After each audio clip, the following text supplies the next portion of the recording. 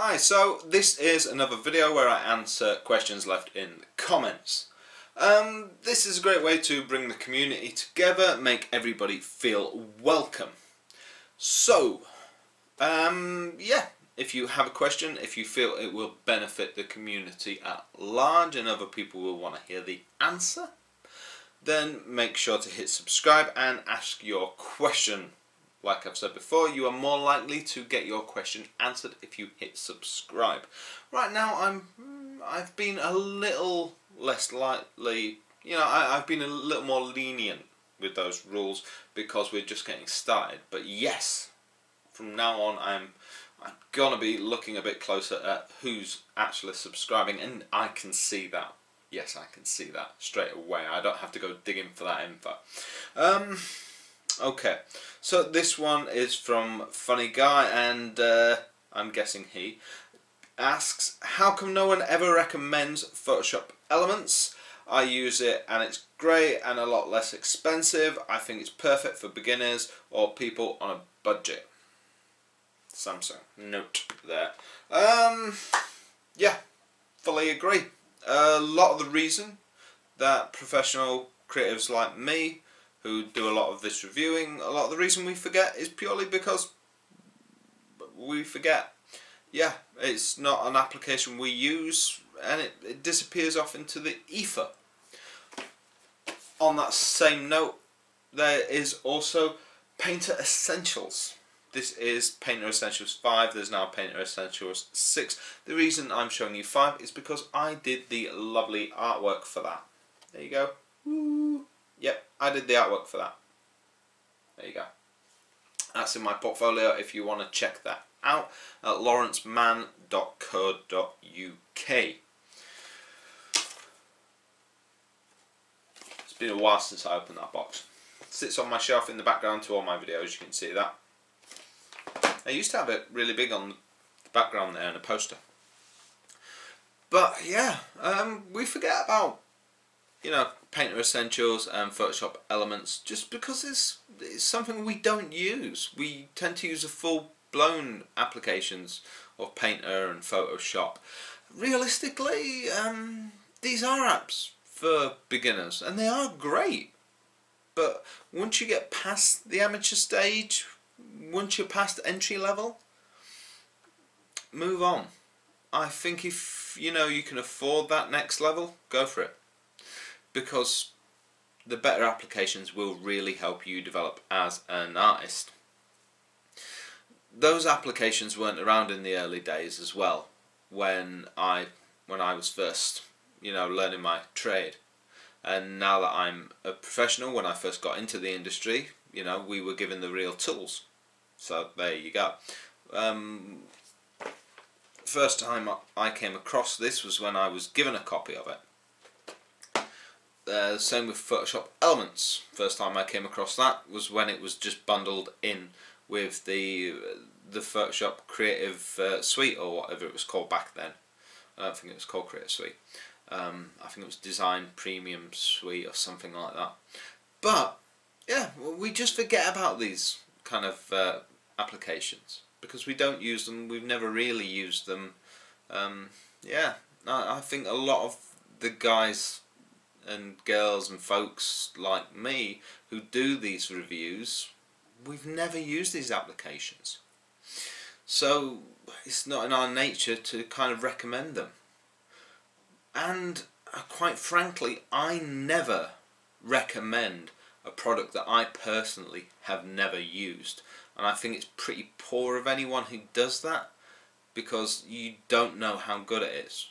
When I review something, I will never get it out of the box, review it, put it back in the box and ship it off to wherever it came from or sell it. You won't see me do that. If I get something in for review, I'll spend typically 2 weeks with it before I review it. Why? I need to know how it works. I need to know how good it is, That's why my reviews are typically about 15-20 minutes long. And I've had people go, oh, it's dull, it's boring, it's too long-winded, and you rabble on. Yeah, I'm pretty long form. And yes, I can dribble on a bit, but hey, if you're here then you like that. I don't, I don't drink 2 jugs of coffee before I start talking, and I personally don't like videos where someone just really high speed and at you and you can't soak in all that information. I'm not one of those tech reviewers who comes at you with all the technical information that, quite frankly, doesn't mean anything. I prefer experience over tech specs. Tech specs, quite frankly, that you could go and look up on the manufacturer's website, and you'd have more time to look at them rather than somebody just telling you them, in a video. My style is kind of slow and bumbly. Some people like it, some people don't. There it is. But going back to the software for a minute, that's basically it on that front. We recommend reviewers in general the software that we like. If somebody does tend to review, if a professional reviews and recommends a piece of software like this, then I have to wonder why. Because it's not going to be a piece of software that they're using, and probably hasn't used in a long while. I used this to create this, and when I did that, I was kind of like, whoa, I don't know what I'm doing here. But I use a lot of pieces of software that I've never used before, because I do beta testing for software companies. So I'm often out of my depth with software, because I'm a tech, I'm just a tech guy in general. So I'm used to being at my depth with software. So yeah, for me it's a little less weird than most artists, but yeah, I normally stay at my same professional pay grade when it comes to software anyway. So I was out of my depth with this, and at the time, yeah, I felt fairly relaxed in recommending this. I will tell the truth and say that I haven't tried Painter Essentials 6, but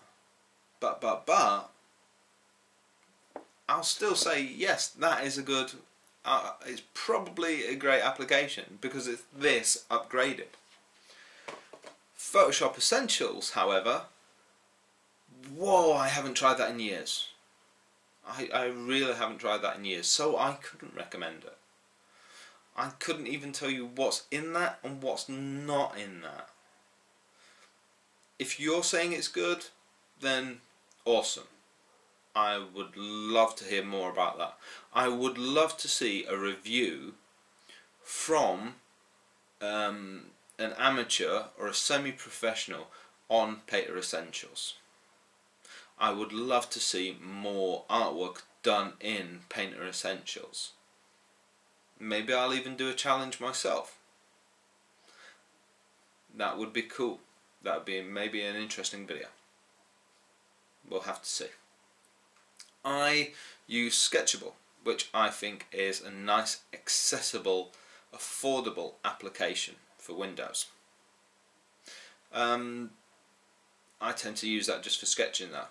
I have done some more serious artwork in it, but yeah, then I transfer my sketches over to Photoshop and Painter. I tend to use Sketchable more when I'm using, Windows-based tablets. But Sketchable is very affordable, so you can always look up that as well. Check out my videos on Sketchable, my playlists on that. If you look up any of my tablet reviews, you'll tend to find that I'm using Sketchable for those as well. But yeah, sniff around my playlist and you'll find lots of videos for Painter, for Photoshop, for Sketchable, etc. And my speed paints, and even some long form tutorials as well. Anyway, ask your questions below, make sure to subscribe, and I shall see you later. Have an absolutely great day and keep being creative.